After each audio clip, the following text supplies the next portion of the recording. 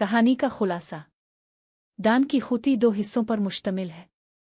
पहला हिस्सा 1605 ईस्वी में और दूसरा हिस्सा 1615 ईस्वी में शाये हुआ। पहले हिस्से के शुरू में सरवान तीस अपनी कहानी को एक मेटाफिक्शन के अंदाज में बयान करते हुए दावा करता है कि इस किताब के इब्तिदाई अबवाब एक आर्काइव से लिए गए हैं, जबकि बाकी कहानी किसी अरबी तारीखदान की किताब से तर्जमा की गई है। कहानी के मुताबिक अलोंसो की खानवेग तकरीबन 50 साला हुदालगो है, यानी निचले तबके का शरीफ ज़ादा है, जो लामानचा के एक गैर मुतय्यन इलाके में अपनी भतीजी और खानसामा के साथ सीधी सादी और किफ़ायती ज़िंदगी गुजार रहा है। इसको पुराने इश्किया और बहादुरी के किस्से पढ़ने का बहुत शौक है और ये किस्से इसके दिमाग पर सवार रहते हैं। वो तन्हाई में कदीम ज़माने की लिखी बहादुरों और ज़ोर आवरों की कहानियाँ पढ़ते पढ़ते ज़हनी तवाज़ुन खो बैठता है और ख़ुद को उन्हीं कहानियों के हीरो जैसा एक मिसाली इंसान तसव्वुर करने लगता है। वो घर में बैठे ज़िंदगी गुजारने को एक बेमकसद ज़िंदगी समझता है और तहिया करता है कि वो बहादुर नाइट यानी खुदाई फौजदार बनेगा, जो मज़लूमों की मदद करेगा, इंसाफ कायम करेगा और बड़े बड़े कारनामे अंजाम देगा। वो पुरानी ज़िरा बख्तर पहनकर जंग खुर्दा तलवार लिए अपने मरियल से घोड़े पर सवार होकर घर से चल निकलता है।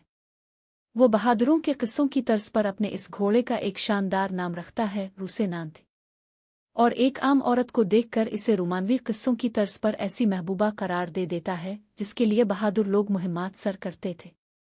इसका नाम वो रोमानवी शहजादियों की तर्ज पर दिलसी नया देल तो बोसो रख देता है। डान की खूती अपनी पहली मुहिम पर निकलता है। वो एक सराय में पहुंचता है जिसे वो कला समझ बैठता है। वहां वो खुद को नाइट कहलवाने के लिए मुज़क्का खेज हरकतें करता है।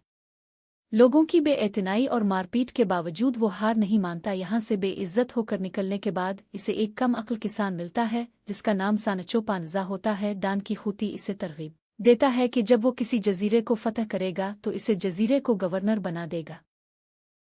सानचो पानज़ा इस लालच में इसका वफादार मुआविन बन जाता है।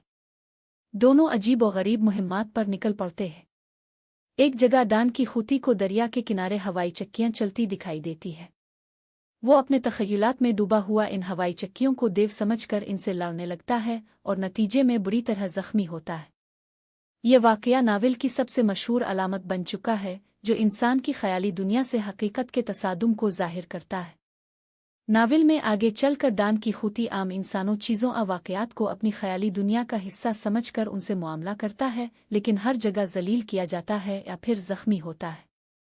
अलबत्ता इसके इरादे की इस्तिकामत कभी मुतज़लज़ल नहीं होती और वो अपने मिशन पर कायम रहता है। इस दौरान सानचो पानज़ा इसे मुसलसल समझाने की कोशिश करता है, लेकिन डान की खूती अपनी सोच पर इतना पक्का है कि कभी कभी सानचो पानज़ा भी इसकी बातों पर यकीन करने लगता है। एक दफ़ा वो एक गुलाम को बचाने की नाकाम कोशिश करता है और तिजारती काफ़िले से उलझकर मार खाकर बेहोश हो जाता है। ऐसी कई दफ़ा की नाकाम मुहिम्मात से डान की खूती की बहुत बदनामी हो चुकी होती है। आखिरकार उसके दोस्त और गांव वाले चालाकी से इसे एक पिंजरे में बंद करके वापस गांव ले आते हैं। डान की खूती पसपाई पर आमादा नहीं, लेकिन वो लोग इस पर यह जाहिर करते हैं कि डान की खूती ज़ख्मी हो चुका है और इसे आराम की ज़रूरत है। इसके अजीज़ व अकारिब इसकी किताबें जला देते हैं और उसकी लाइब्रेरी को बंद कर देते हैं ताकि इसकी दीवानगी ख़त्म हो सके। दूसरा हिस्सा 10 साल बाद अहबाब के बेहद इसरार पर मुकम्मल किया गया था।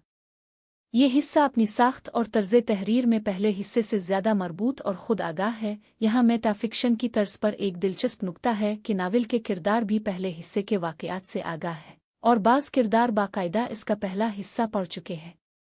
इस हिस्से में डान की खूती और सानचो एक बार फिर मुहिम्मात पर निकलते हैं। यहाँ कहानी में मेटाफिक्शन का भरपूर इस्तेमाल है।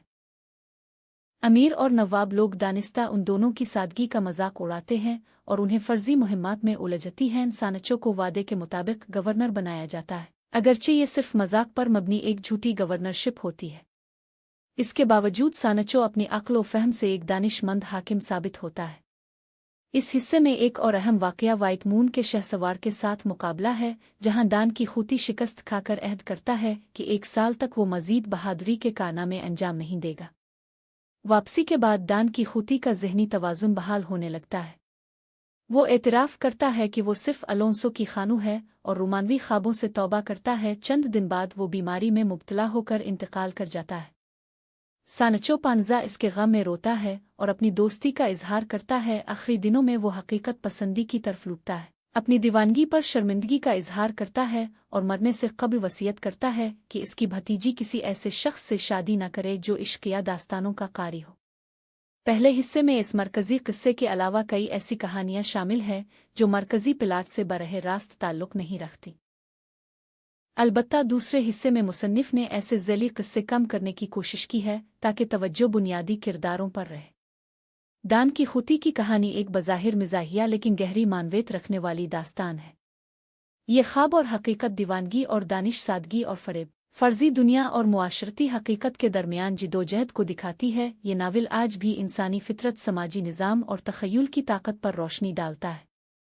यही वजह है कि दान की खुती आज भी दुनिया का एक लाजवाल नावल माना जाता है। अगर आपको ये वीडियो पसंद आई हो तो वीडियो को लाइक और हमारे चैनल को सब्सक्राइब ज़रूर कीजिएगा। इस इनायत पर हम आपके बेहद ममनून होंगे।